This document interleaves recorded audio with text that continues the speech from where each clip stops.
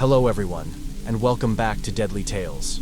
Now, I know many of you use these videos to help you sleep, so before you drift off into the night, it would be fun to hear where you're listening from. Leave a comment below to let me know where in the world you're tuning in from, and if you're enjoying the episodes, don't forget to like and subscribe. Now, let's get comfortable, unwind, and dive into tonight's tale. Here's the regenerated version of your script with added suspense and an eerie tone. I worked the graveyard shift at a toll booth on a desolate stretch of highway. It was a quiet, lonely job, just the way I liked it. The road was mostly empty, with only a handful of cars passing by each hour. For the most part, the silence was uninterrupted, almost comforting. I'd been at this job for years, sitting alone in my little booth, detached from the rest of the world. Drivers would roll up, pay their toll, maybe offer a nod or a quiet, "Thank you," and then disappear into the night. It was predictable. Routine. That night started like any other. The air was bitterly cold, the kind that creeps into your bones and settles there. The fluorescent light above me buzzed faintly, its glow casting long shadows against the booth's glass. The occasional headlights would cut through the darkness, only to vanish moments later.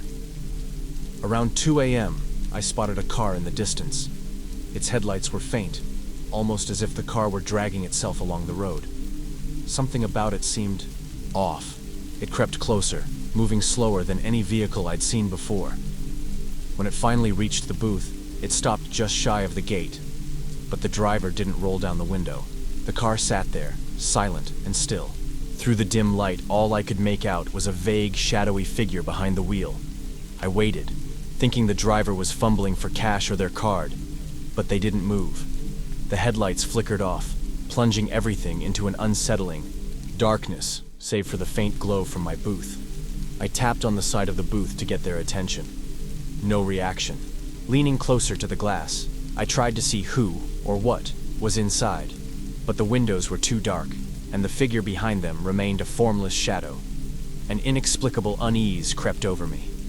Maybe they were tired, I told myself. Maybe they needed a moment to stretch or collect themselves before continuing their journey. So, I waited. But as the minutes ticked by, the silence grew heavier, almost suffocating. It felt like the shadow in the car was staring at me, watching me through the darkened glass. I couldn't see their eyes, but I could feel their gaze, a cold, piercing weight that sent a shiver down my spine. I pressed the button to lift the gate, hoping they'd drive through and leave. But they didn't. Here's the regenerated version of your script, with an intensified, suspenseful tone. The gate went up, the green light blinked, and yet the car didn't budge. It just sat there. At first I waited, thinking the driver would snap out of it and move. But after a minute, I couldn't shake the feeling that something was wrong. I stepped out of the booth, the icy air biting through my jacket. "Hey, you okay?" I called, trying to sound steady. No response. The window stayed up, and the shadowy figure remained still. I moved a little closer, the gravel crunching under my boots. Still, nothing. Just that dark silhouette behind the wheel, completely motionless. Chill crept down my spine, but I told myself not to overthink it. Maybe they were drunk. Maybe they were just tired. I stepped back into the booth, lowered the gate, and decided to wait them out. Minutes ticked by, then half an hour. An hour. The car didn't move. It just sat there, the shadow inside unwavering. I kept glancing at the clock, counting down the hours left in my shift. Each time I looked back at the car, my stomach tightened. The figure was still there, always watching. I couldn't see their eyes, but I felt their gaze, heavy, unrelenting, piercing through the glass. I tried to focus on my phone, scrolling aimlessly to distract myself, but every few minutes, my eyes flicked back to the car. It was like a compulsion, and every glance made me feel smaller, more trapped. The thought of calling my boss or the police crossed my mind, but I hesitated. What could I say? That someone wouldn't leave? That I felt uneasy? I didn't want to seem paranoid or incapable. So, I stayed put, hoping they'd lose interest and drive away. But they didn't. It was close to 4 a.m. when I saw the car door finally open. My breath hitched as the figure stepped out, slowly, deliberately, as if they had all the time in the world. He was tall, rail-thin, dressed in black from head to toe. He didn't call out or make any sound. He just stood there by the car, staring at the booth. My heart was racing, my palms clammy. I tried to stay calm, but I could feel my hands trembling.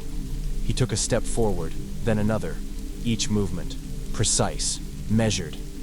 I hit the button to lower the gate, hoping it would discourage him. But he didn't stop. He just kept coming. Step by step, he approached until he was standing inches away from the glass. The dim light from the booth illuminated just enough of his face to show a faint, unnerving smirk. His eyes, hidden in the shadows, felt like they were boring straight into me. "Can I help you?" I managed to ask, my voice barely audible. He didn't respond. Instead, he leaned forward, pressing his hand against the glass.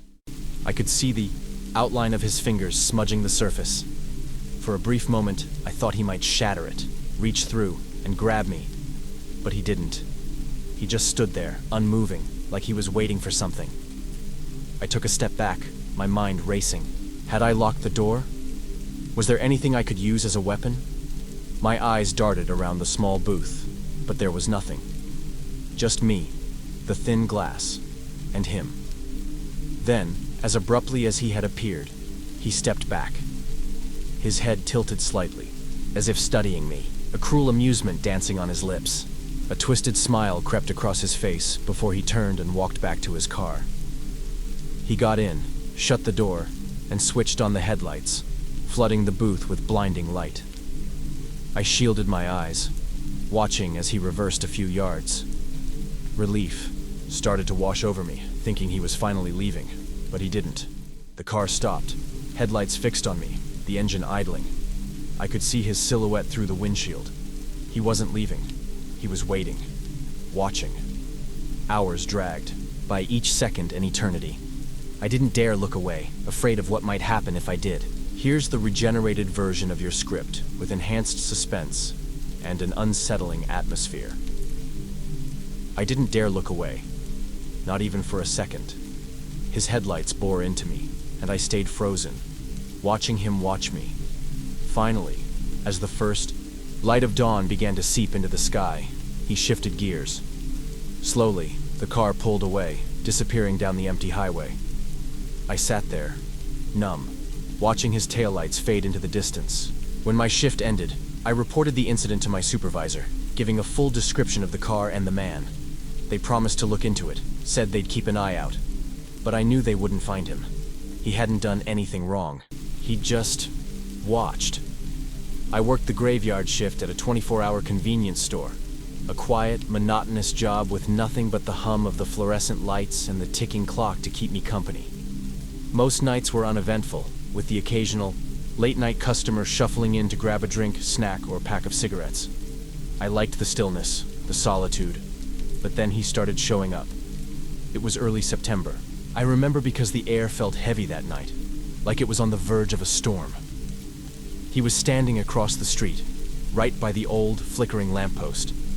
At first, I didn't think much of it. Maybe he was waiting for a ride. But as the minutes passed, he didn't move. He just stood there, unmoving, watching.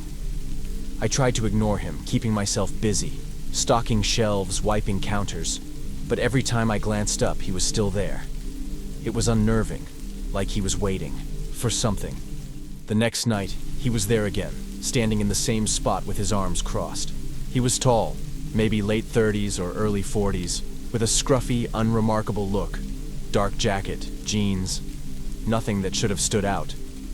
But his gaze, it wasn't normal. I could feel it, like an itch on the back of my neck.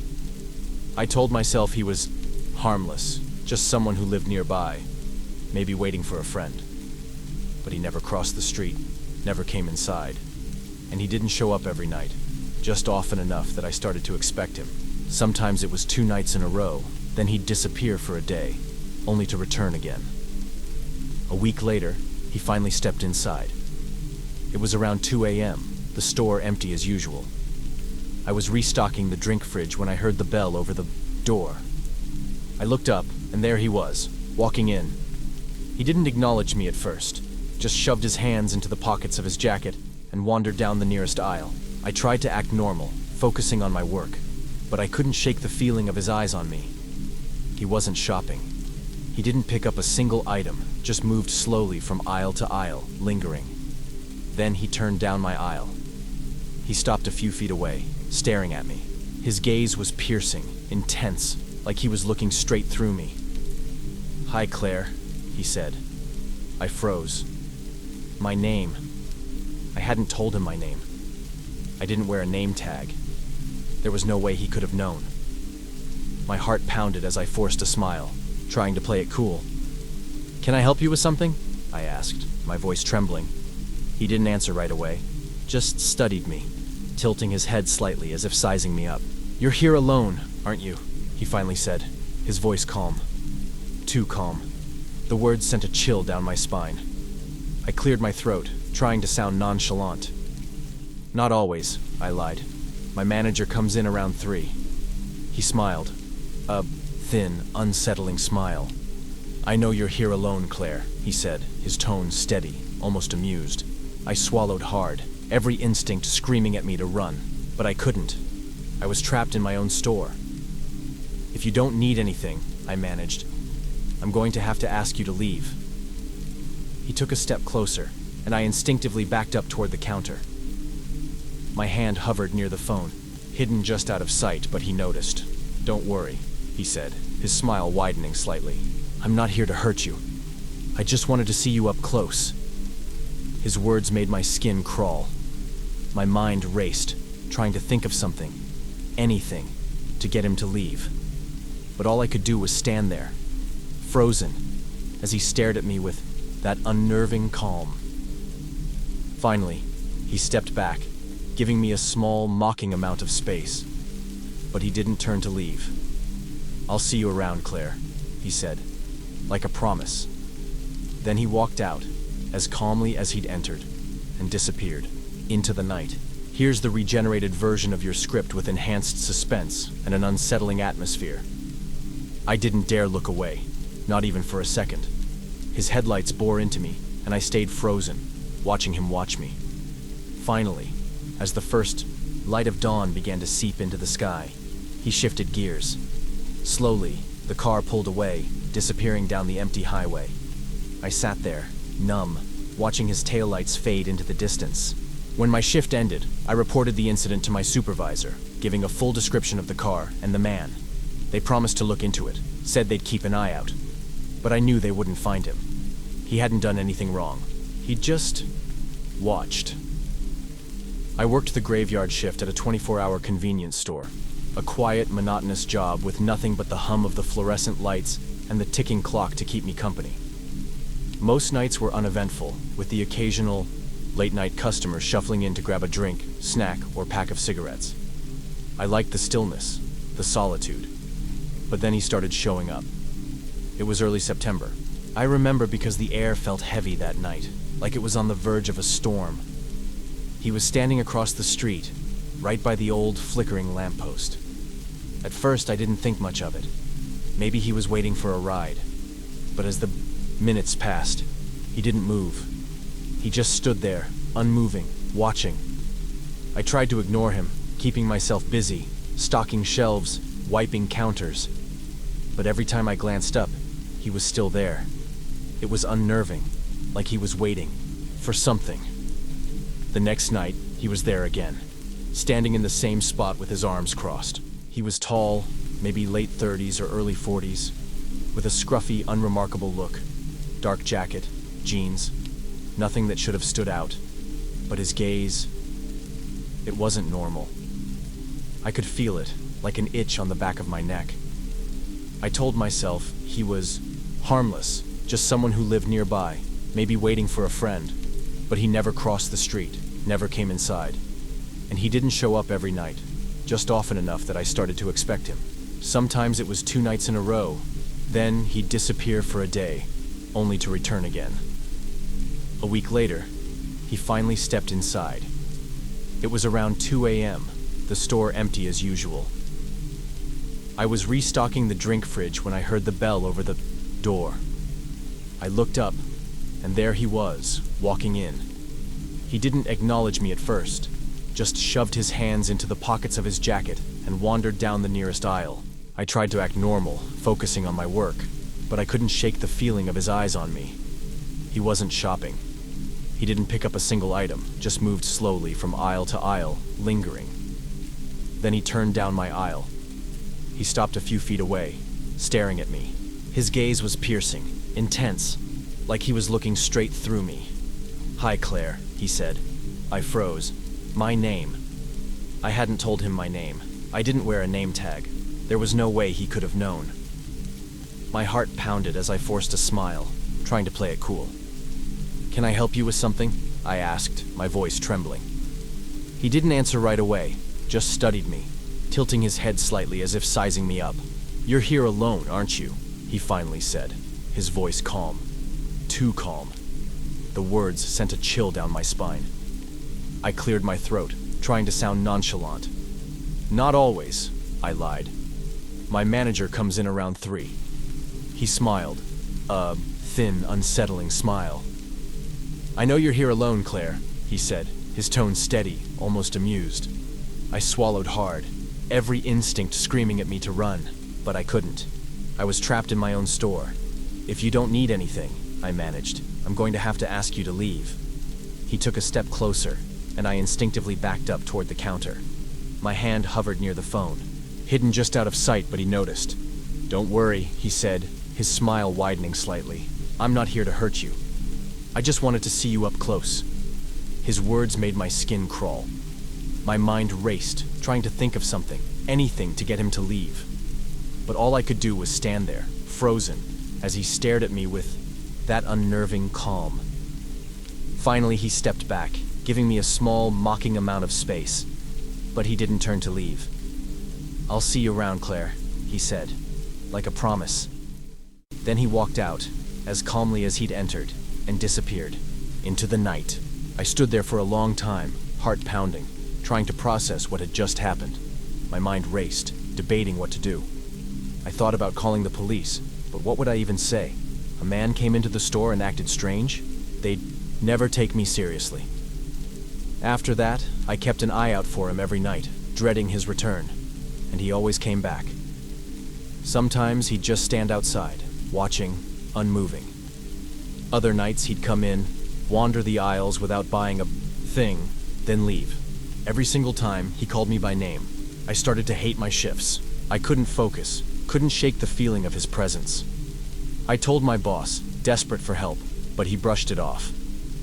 "People are weird sometimes," he said with a shrug, like that was supposed to make me feel better.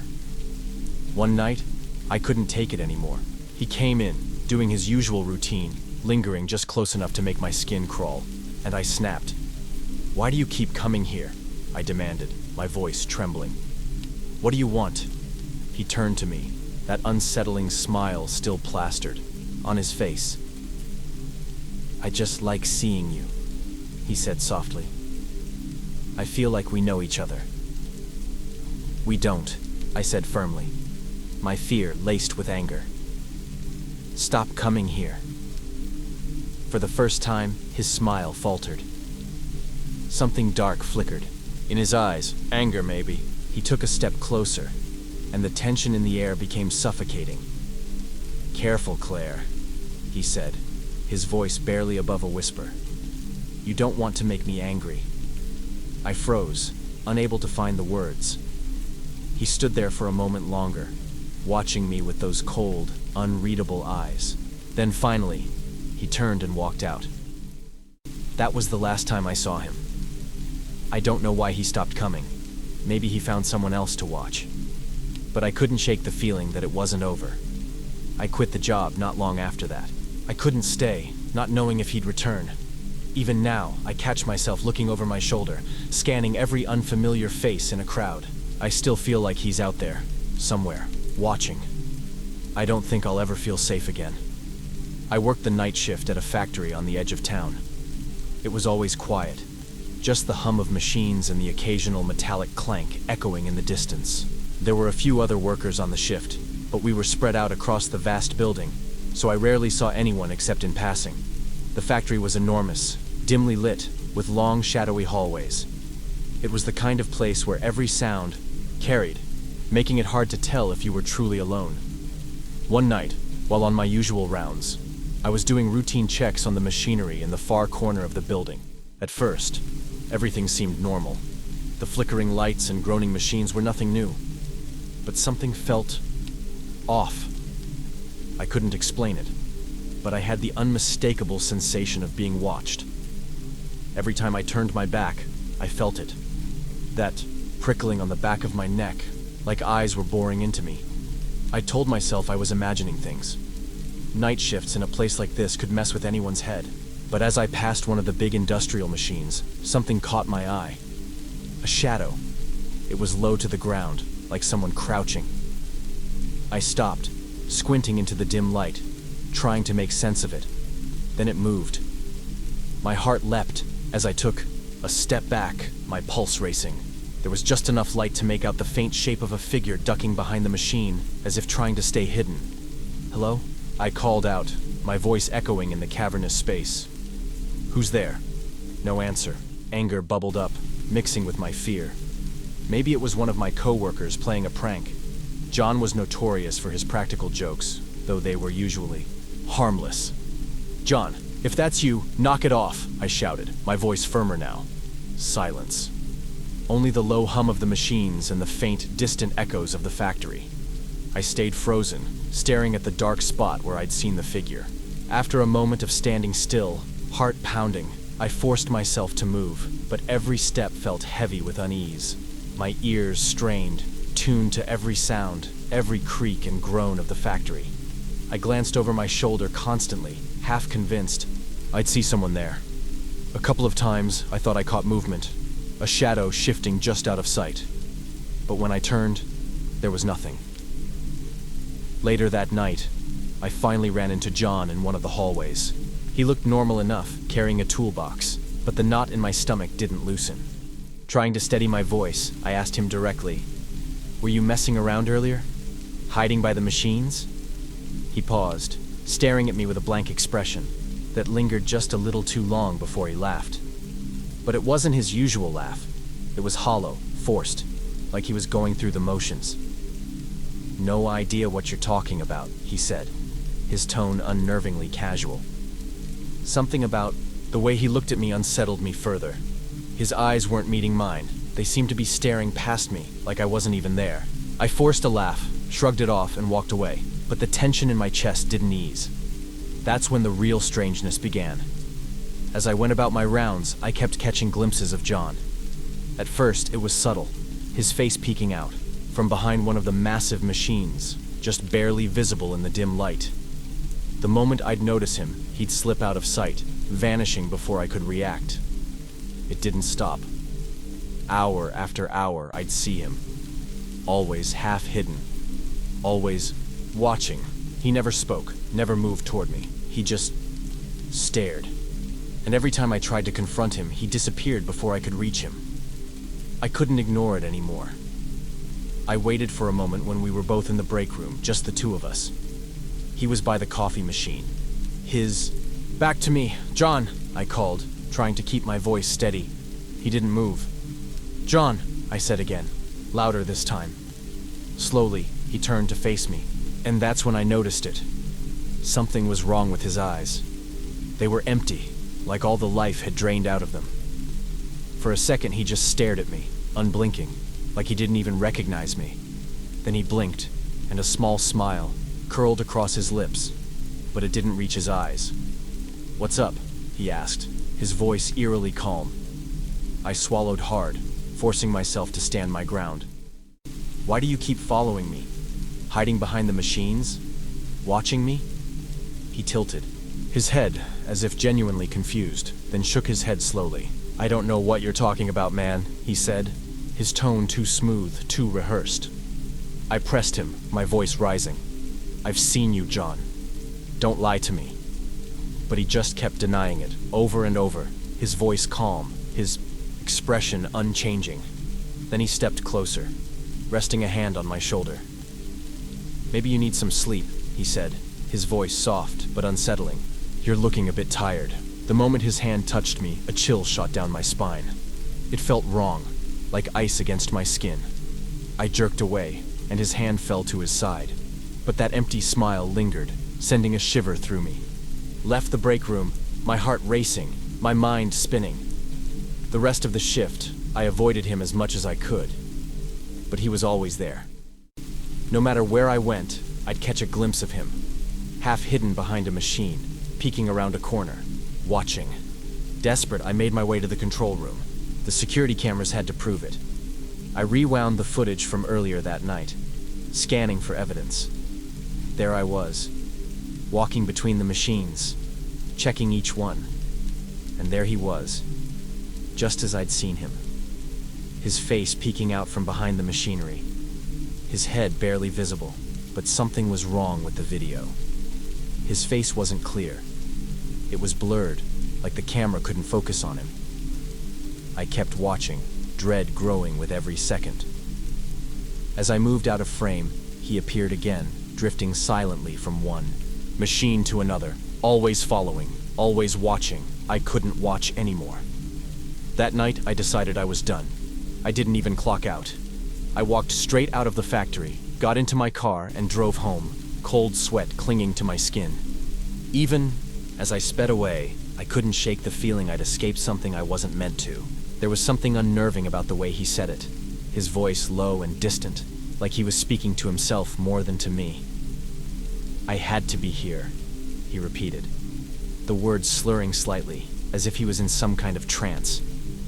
"All right, sir," I said, keeping my voice firm despite the growing unease clawing at my chest.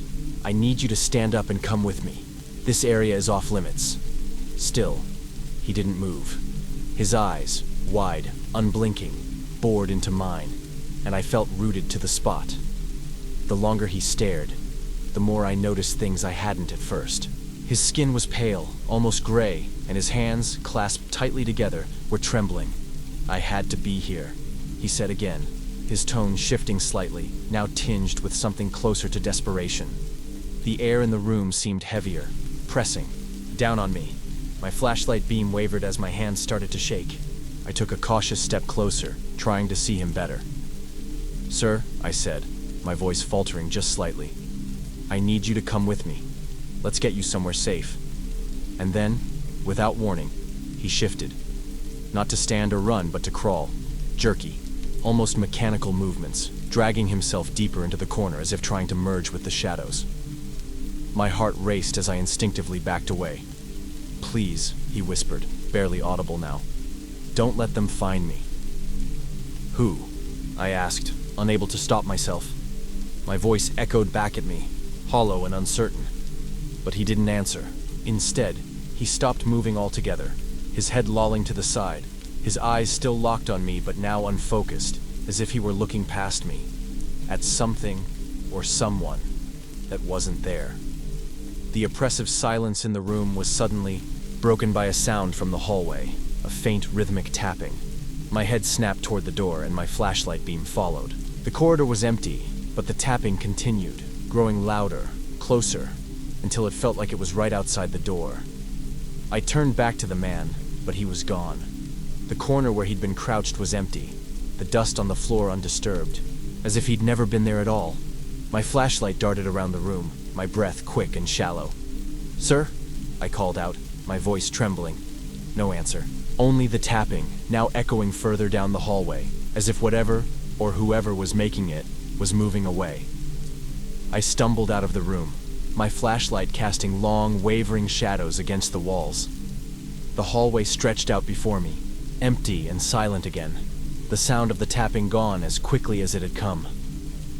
My rounds for the night were far from over, but I couldn't bring myself to finish them.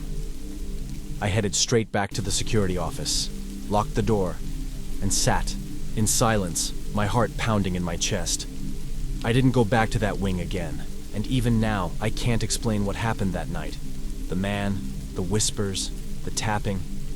But sometimes, when I'm alone in the quiet, I feel it again. The weight of unseen eyes watching from the shadows, waiting. Here's the next rewritten section. The third night, the suitcase appeared again. This time it was unmistakably different. Its surface was scuffed, with scratches that almost looked like claw marks, and a faint, damp odor clung to it. It was in the exact same spot as before, right by Gate 3. I stood there for a long moment, staring at it, my pulse quickening. The thought of calling security crossed my mind, but I hesitated. They'd already dismissed it twice, and I didn't want to seem paranoid. Still, something about this suitcase felt wrong. Curiosity got the better of me. I stepped closer, my shoes squeaking faintly against the polished floor. The suitcase was closed, but as I knelt beside it, I noticed that the zipper wasn't fully shut. A tiny gap revealed a sliver of the contents inside. I leaned in, squinting to get a better look, and immediately regretted it. The smell hit me. First, a sour metallic tang that made my stomach churn. Inside, I could barely make out what looked like hair. Dark, matted, and tangled, it was pressed against the fabric lining. I stumbled back, my heart hammering in my chest. My mind raced with possibilities, none of them good. I pulled out my radio, my voice trembling as I called for security. "This is operations at Gate 3. There's another suitcase. You need to come now." This time they arrived quickly, their flashlights slicing through the dimly lit terminal. I pointed to the suitcase, keeping my distance. One of the guards approached cautiously, his hand hovering over his belt where his baton hung. He knelt, grabbed the handle, and slowly pulled the suitcase open. The silence that followed was suffocating. The two guards exchanged uneasy glances before one of them stood up and turned to me.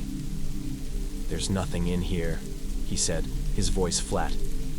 "What?" I blurted, stepping forward despite the sinking feeling in my gut. He tipped the suitcase toward me, and sure enough, it was empty. The hair I'd seen, the smell, it was all gone. But I stopped myself. There was no point arguing. The guards were already muttering about another waste of time. They grabbed the suitcase and carried it off, leaving me standing there, confused and shaken. The rest of the night dragged on, and I couldn't focus on anything else. I kept glancing at Gate 3, half expecting the suitcase to reappear. It didn't. But the unease stayed with me, crawling under my skin like an itch I couldn't scratch. Over the next few nights, the same pattern repeated. Black suitcases appeared by Gate 3, each one older, more battered than the last. Every time I called security, and every time they found nothing unusual. It started messing with my head. I began to dread my shifts, especially the rounds, near Gate 3. I couldn't shake the feeling that I was being watched, though the terminal was always empty. Shadows seemed to linger longer than they should, and faint sounds, like whispers or distant footsteps, echoed through the quiet halls.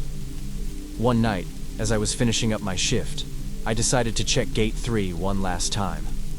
The terminal was silent except for the hum of the fluorescent lights overhead. As I approached, I noticed something that made my breath catch. The suitcase was there again, but this time, it wasn't alone. Another bag sat beside it, an identical black suitcase, just as worn and scratched. I stood frozen, my flashlight trembling in my hand. The air around me felt heavier, colder, as if the very atmosphere was pushing against me. And then, faintly, I heard it. A soft tapping sound, like fingertips drumming against a hard surface. It was coming from the suitcases. The viewing room was quiet, like always. A couple of bodies were in the rooms, and the lights flickered just a bit as they sometimes did. But there was no sign of the person he was talking about. I couldn't understand why he was so insistent. He just stood there, staring at the empty spot where the body should have been. His face was unreadable, tense.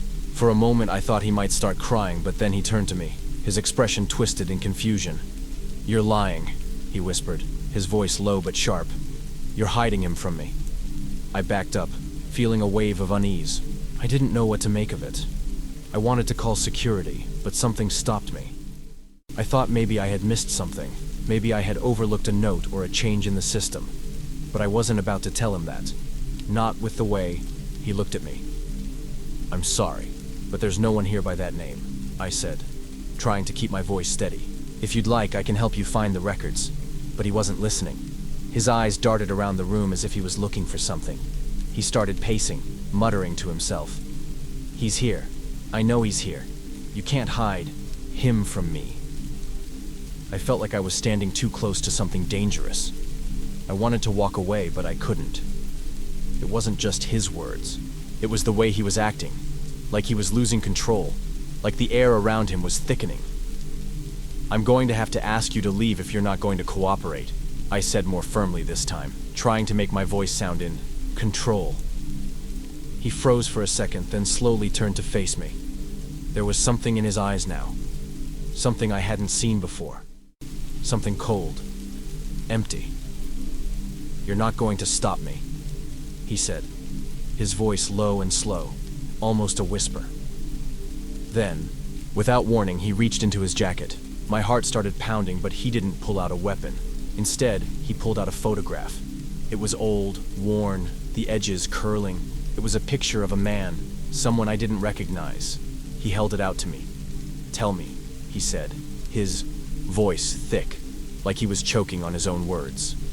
"Does this look familiar to you?" I took the photograph from him almost against my will.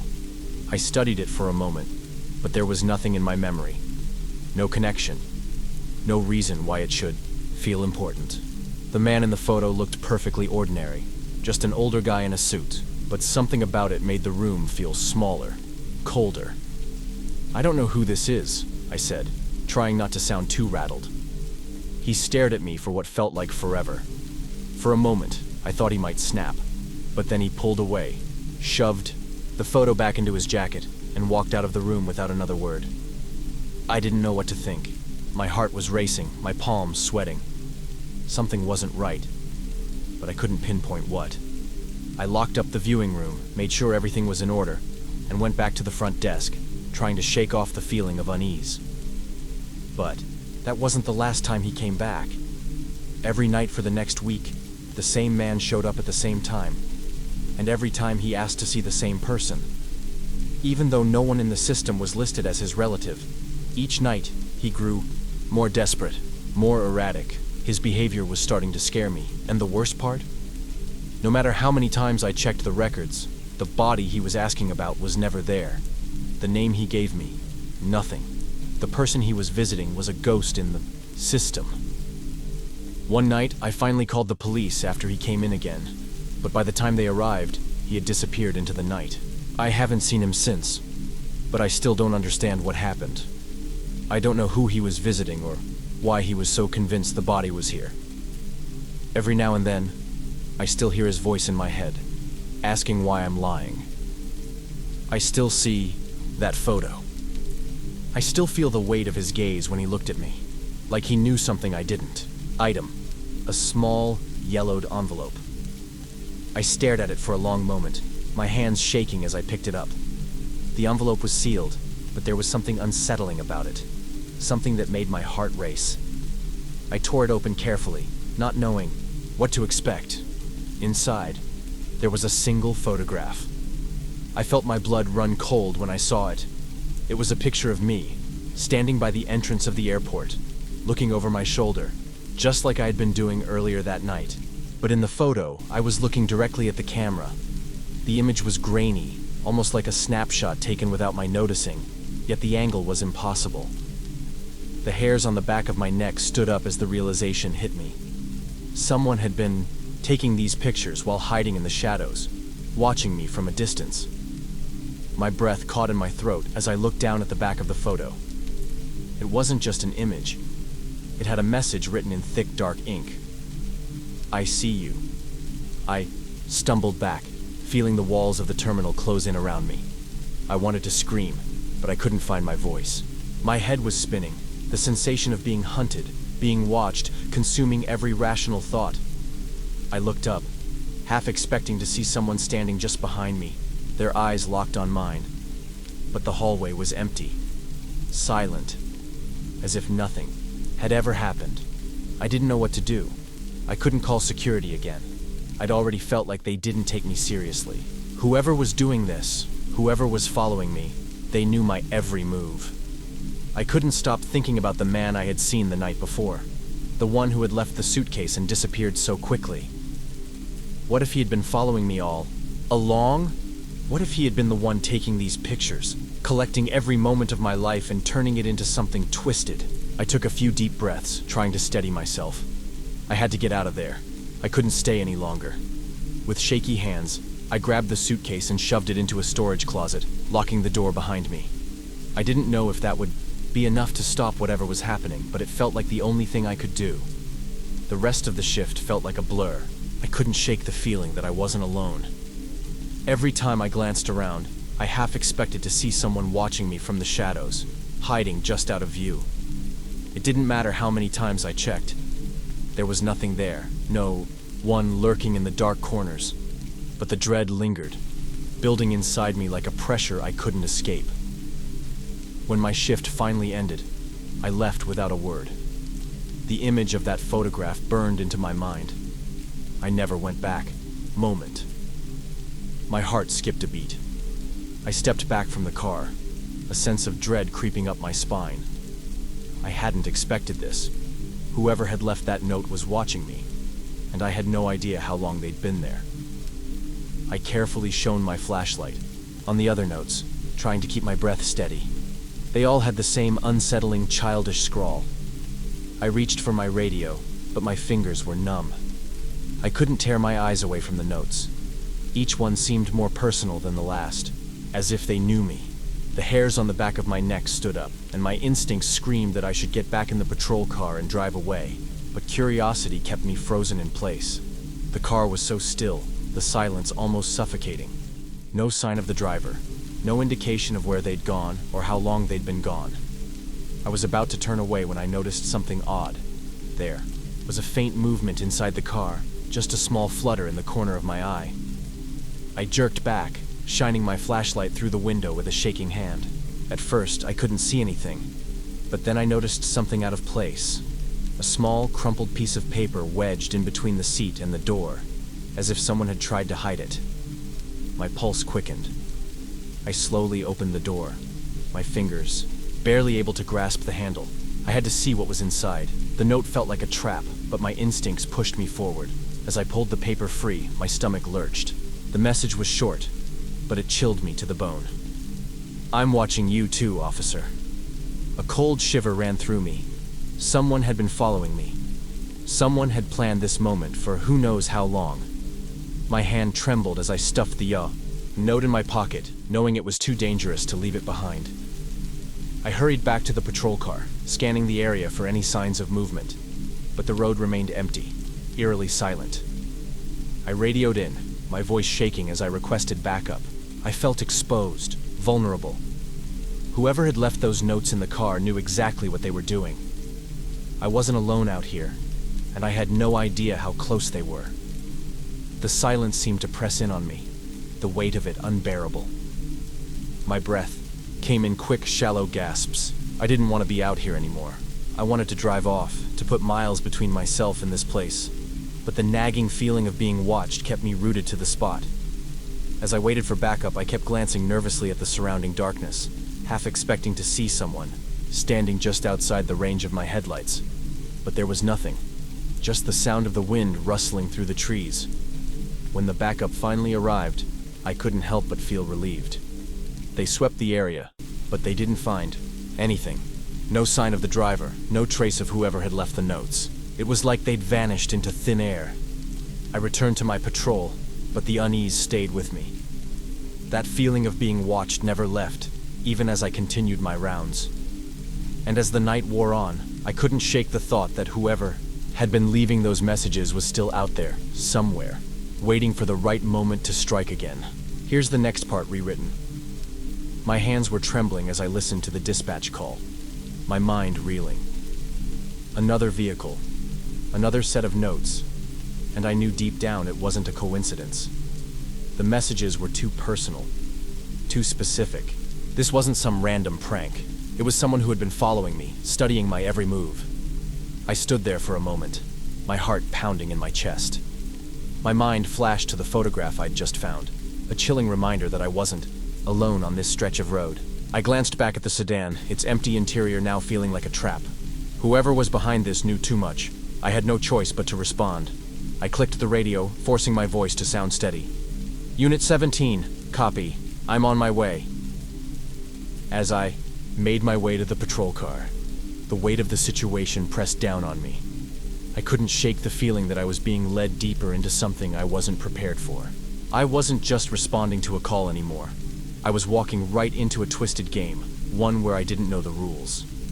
The patrol car's headlights lit up the empty road ahead, casting long shadows across the asphalt as I drove toward the new location. Every creak of the car, every gust of wind seemed amplified in the stillness of the night. The hair on the back of my neck prickled as if I was being watched, as if I wasn't the only one on this road anymore. It didn't take long before I saw the abandoned vehicle ahead, parked off the shoulder just like the first one. My heart rate spiked. The same eerie stillness hung in the air. I slowed down, keeping my eyes peeled for anything unusual. The vehicle was an older model, dark-colored, and completely devoid of any signs of life. I stopped my car a safe distance, away, keeping the headlights trained on the vehicle. The ground felt too quiet, too empty. I grabbed my flashlight and stepped out, scanning the area for anything that might indicate what had happened here. As I walked closer to the car, I couldn't shake the feeling that someone was just beyond my line of sight, watching my every move. The car was locked, just like the last one. I moved around to the driver's side, shining my light through the window. It was empty. No sign of a driver, no bags, no personal items. The air felt stale, like it had been sitting there for a while. But this time, there was something different. Something in the back seat caught my attention. A small, folded piece of paper resting on the seat, almost as if it was waiting for me. I felt a cold sweat break out on my forehead as I reached through the window to grab the note. As soon as my fingers touched it, I knew something was off. This note was different from the others. It was too clean, too deliberate. I unfolded it with shaky hands, reading the message. You're getting closer. Don't stop now. I felt a jolt of panic. Someone was toying with me, and they were getting closer to revealing themselves. But who were they? Why me? I quickly checked the rest of the car. There was nothing else to find. I walked around the back, keeping my eyes trained on the surroundings. It was as if the road had swallowed up any trace of life. No sounds, no movement, only silence. Just as I was about to get back into my patrol car, I noticed something else. Another subtle detail. On the rear bumper, a small, almost imperceptible fingerprint smeared at the edge of the trunk. It felt like a sign, something left there for me to find. I felt a chill run through me, but I couldn't afford to ignore it. I opened the trunk, half expecting to find more notes or another clue, but the inside was empty, clean, almost too pristine. For a moment, I felt relief. Maybe this time I was overthinking it. But then I noticed something else. A piece of paper taped to the inside of the trunk lid. My heart skipped as I peeled it off, reading the message. I knew you'd look here. I left something for you. I turned around immediately, feeling a rush of panic surge through me. The road was still empty, and the only sound was the hum of my own patrol car. But the feeling that I wasn't alone wouldn't leave me. I glanced down at the folded paper in my hand. Inside, the message was simple but terrifying. Look under your seat. Every instinct screamed at me to ignore it, to walk away, to get back to my car and drive off. But I couldn't. Whoever was behind this had planned it all. They knew I would follow their clues. And now, I had no choice but to keep going. I walked back to my patrol car, each step feeling heavier than the last. I opened the door and crouched, down to look beneath the seat. A dark shape caught my eye, almost hidden in the shadows. My stomach turned as I reached under the seat and pulled out a small, crumpled photograph. I felt my pulse race as I looked at the picture. It was of me, taken from somewhere nearby. It was blurry, but unmistakable. I could see myself, sitting in my patrol car, completely unaware that someone had been watching me. I pulled away from the sedan, my eyes lingering in the rearview mirror until it vanished from sight. As I drove down the highway, a creeping sense of unease gnawed at me. I kept glancing over my shoulder, half expecting to see another car tailing me, someone watching from the darkness. but the road remained empty, just me and the oppressive silence of the night. When I reached the location dispatch had given me, I spotted the car immediately. Another dark sedan, still and quiet, parked, off the shoulder. My heart sank as I parked behind it, stepping out of my patrol car with my flashlight in hand. The dread that had been building in me was now a cold weight pressing on my chest. I walked toward the vehicle, my footsteps echoing in the stillness, scanning the windows for any sign of life. The car was just like the last one, empty. But there, sitting on the passenger seat, was a small envelope with my name scrawled on it in that same unsettling, messy handwriting. I didn't want to open it, but I couldn't stop myself. My hands trembled as I reached in, pulling the envelope free. My pulse thundered in my ears as I slid the paper out. Inside, there was only a single line. "This isn't over, officer. I'll see you again soon." The words hit me like a punch to the gut. I dropped the note, stepping back from the car, my heart racing. It was like I was stuck in a nightmare, one that I couldn't wake up from. Whoever this was, they weren't done. They were still out there, watching, waiting, and there was nothing I could do to stop them. I grabbed my radio, finally reporting in to dispatch about what I'd found. But even as I spoke, a sinking feeling settled in my stomach. This wasn't just some random prank. It was personal. The scene shifted to a different night, another eerie experience. It happened while I was working the night shift at a small, dimly lit gas station. I was the only one there, no one else working, just me in the middle of nowhere. The place barely got any traffic at 3 a.m., and it was quiet, almost too quiet. It started like any other shift. I was stocking shelves, making sure everything was neat, filling up the coffee machine, even though it was a waste of time since it hardly ever got used at this hour. But then, when I turned around to wipe down the counter, something caught my eye. I glanced up at the window facing the parking lot. There was writing on the glass, scratched into the dirt. I moved closer, squinting in the dim light. The words read, "Hello." That was it. It was weird. I was sure it hadn't been there when I started my shift and there was no one around. No cars, no signs of movement. I figured it was probably some bored kids messing around, trying to get a reaction out of me. I shook it off and went back to my tasks, trying to push the weirdness to the back of my mind. An hour passed. It was about 4 a.m. when I found myself working the register, trying to stay awake. Then, out of the corner of my eye, I noticed something else. Another message, this time in red, scratched right into the dirt in the same spot. "I can see you." My heart started pounding in my chest. There was still no one outside, no cars pulling in or leaving. I walked over to the window, peering into the parking lot. Nothing. The lights outside barely reached past the edge of the lot, and beyond that, it was nothing but pitch blackness. There were no trees or bushes, no place for anyone to hide. I took a deep breath, trying to calm myself. Maybe it was just a prank, some creep trying to mess with me. Still, my gut told me something was wrong, and that gut feeling never steered me wrong. Here's the next part reworded. I tried to laugh it off, thinking it was just some sick joke. But as I turned to head inside, a strange sensation washed over me, one I couldn't shake. It was as if someone was watching. I couldn't stop glancing. Back at the window, half expecting to see a face staring back at me. But there was nothing. I decided to check the security cameras. Maybe I could catch a glimpse of whoever was doing this. The cameras weren't great. Old black and white models that only covered certain angles of the lot and the entrance. I rewound the footage to when I first noticed the message, scanning through it frame by frame. There was nothing, just me, going about my tasks. No sign of anyone near the window, no movement outside. It was as if the person knew exactly where to avoid the cameras. I tried to brush it off, but the chills wouldn't stop. It felt like I wasn't alone. Around 4:30 a.m., I was stocking the drinks in the cooler at the back when I heard a faint, tapping sound from the front. I froze, holding my breath, straining to listen. It was a light tapping, almost like fingernails on glass. I stayed quiet, waiting. The tapping stopped after a minute, but a strange compulsion urged me to go check. My stomach twisted with unease as I slowly walked up to the front. And there it was. Another message, this time on the bottom of the front window. Are you scared?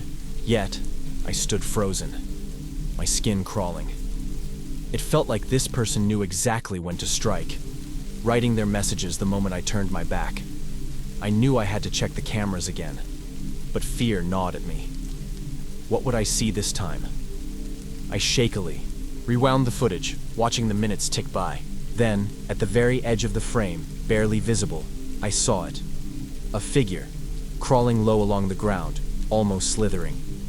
They stayed out of the camera's main view, but I could see enough to know they were moving, inching along the pavement toward the window. They must have been lying down to avoid the camera's sight. My stomach churned. This wasn't some random prank. Whoever this was, they knew exactly where the cameras were, and they were using that to their advantage. I tried to make out any details, but the footage was grainy, and the figure stayed hidden in the shadows. I could see the shape of a body, limbs pressed to the ground, but no face, no clothing. Just a shadow, moving like it wasn't even human. I backed away from the monitor, breathing hard. My mind raced, trying to figure out what to do next. I was too terrified to go outside, but staying behind the counter, trapped with that thing, just outside felt even worse. Then the lights outside flickered. I jumped, spinning around to look out the window. I scanned the parking lot, heart racing, searching for any sign of movement. That's when I saw the newest message, scratched into the dirt on the glass at eye level. Don't turn around. My blood ran cold. They were watching me. I couldn't see them, but they could see me. They knew I was there, staring at their message. Every part of me screamed to turn around, but fear kept me frozen in place. My breath came in shallow gasps as I fought to stay calm, but every nerve in my body told me to run. Still, I couldn't stay here forever. I forced myself to move, slowly turning to look over my shoulder, praying I wouldn't see anyone. And I didn't. But something was wrong. I felt like I was missing something. Something right in front of me. I scanned the windows again, searching for anything out of place. My hands clenched and unclenched as I examined every inch of the glass. Finally, I spotted one last message, smaller than the others, almost as if it had been hurriedly written, on the side window near the door. I had to step closer to read it, my stomach sinking as I made out the words, "Next time, I'll be inside." That was it. I couldn't stay there a second longer. I grabbed my keys, locked up, and left the lights on inside as I bolted to my car. I didn't care about leaving my shift early. I just needed to get as far away from that place as possible. The next day, I tried to tell my manager what happened. He was angry, assuming I left because I was bored. When he checked the cameras and the windows, there was nothing. No messages, no sign of anything strange. It was like none of it ever happened. But I knew what I saw. I still see it in my mind sometimes. The figure crawling along the pavement, just out of sight, watching me. And every time I walk past dark windows or mirrors, I can't help but glance, half expecting to see a new message, waiting in the dirt. Let me know if you'd like to continue with more. Years spinning songs for anyone who couldn't sleep or was out on the road. The station was empty, just me in the booth with my headphones and a mug of cold coffee. The studio lights were dim. The hum of the equipment was all I heard between songs, and the world outside felt 1,000 miles away quiet, just like I liked it. That night started off normal. I ran my usual segments, read the weather, made small talk with a mic, tried to keep my energy up. The station had this ancient phone line where listeners could call in most nights. I get maybe 1 or 2 people dialing, usually just to make a S request, or try to win a t-shirt we've been giving away for years. But that night, around 2 in the morning, the phone rang. I picked it up, expecting some lonely trucker looking for company on the road or a night owl with a random song request. "KXRF, you're on the air," I said my usual line. The voice on the other end was low, quiet, like they were almost whispering. "You're playing some good stuff tonight." "Ah, thanks," I replied, a bit caught off guard. "Anything you want to hear?" The caller didn't answer that. There was a pause long enough to make me uncomfortable. Then he said, "I know you don't like the coffee there." It took me a second to process that. I glanced at my cup on the desk. It was one of those things I'd say sometimes on air to fill the silence, like when I joke about surviving off cold coffee. It wasn't something a regular listener would think to mention. Yeah, well, it's not exactly... Cormet, I said, trying to laugh it off, but something about the silence on the line felt wrong. The caller just said, "See you soon," and hung up. The line clicked dead before I could respond. I brushed it off, telling myself it was probably just some random weirdo, but that comment about the coffee stuck in my head. I shook it off and kept the show going. Maybe half an hour later I forgot about it. I got back into the rhythm. The usual mix of old rock and a few top 40 hits thrown in. And by 3 in the morning, I was barely awake, counting down the minutes until my shift ended. Then the phone rang again. I answered, hesitating. This time. "KXRF, you're on the air," I said, keeping my voice steady. It was him again. "I liked that last track you played," he said, and I recognized the voice right away. "Glad you enjoyed it," I said slowly.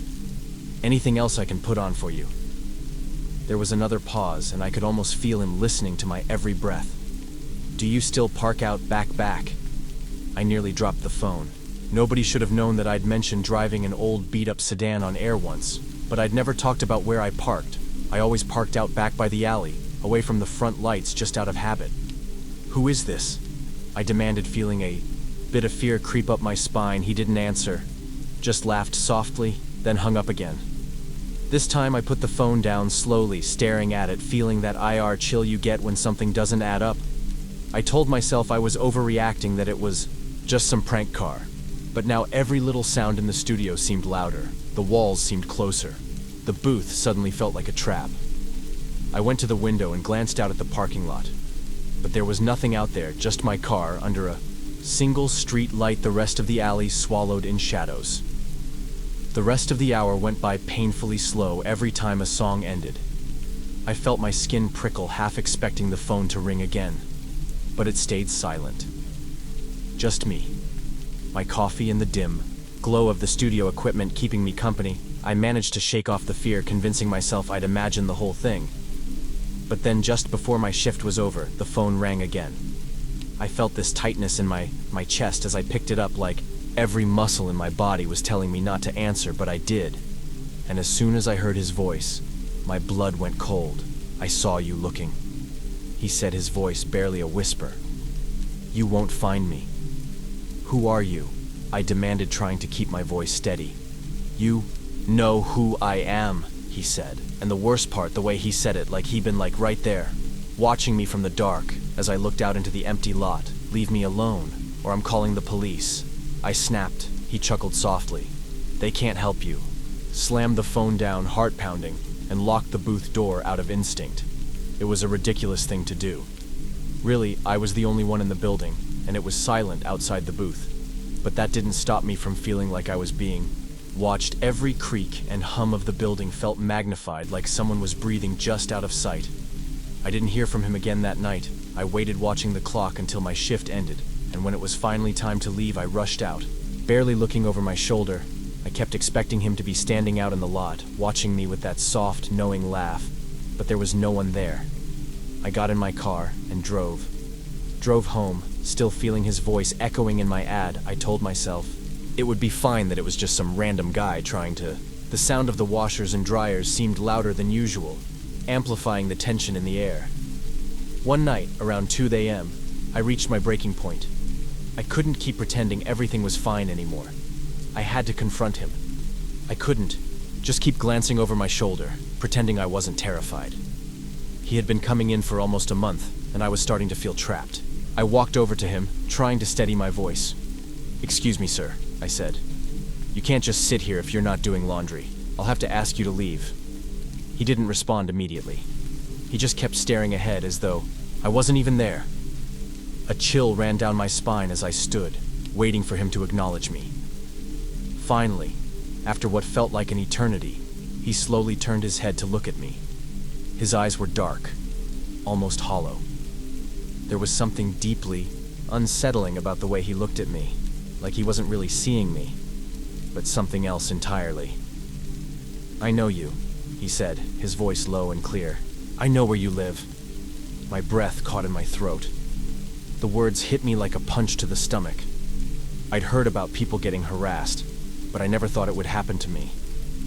My mind was spinning, trying to process how he could possibly know where I lived. I hadn't told anyone, not even my coworkers. I kept my life private, always kept to myself. "How do you know where I live?" I finally managed to ask, my voice trembling despite my best efforts to sound calm. He smiled, but it wasn't a friendly smile. It was thin, almost like a smirk.